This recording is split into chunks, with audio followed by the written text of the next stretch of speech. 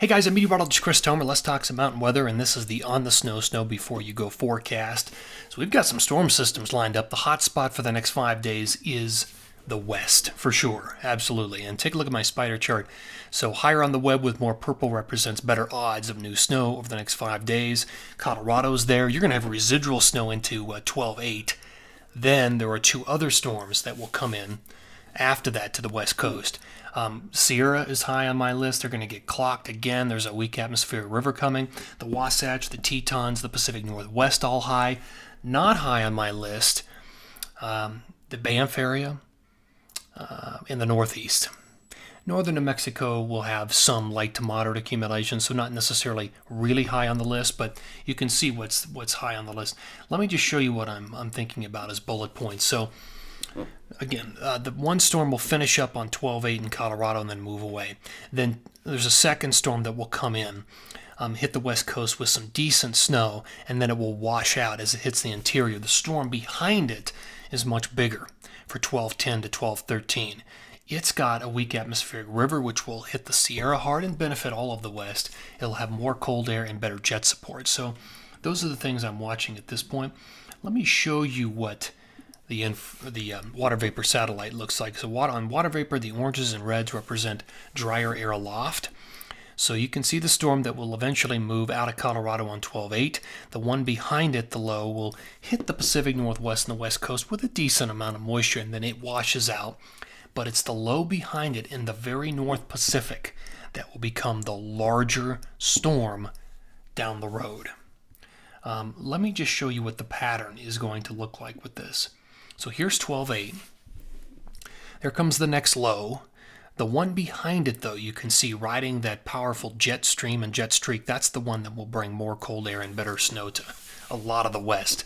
So you can see how everything's lined up on this active jet pattern across the west at this point. Let me show you what the timing looks like with a lot of this. So this is the future radar and the satellite. Watch the clock roll into there's 6 a.m. Thursday. Snow moves through Colorado and out. Here comes the next storm. Hits the west coast pretty good, but then it washes out. Big storm, 10, 11, 12. Look at it hit the Sierra. There's Monday at 6 a.m. and there's Monday night, 12/12 at 11 p.m. Snow from Montana down to northern New Mexico. That's a much bigger storm system. All right, let's look at snow totals at this point.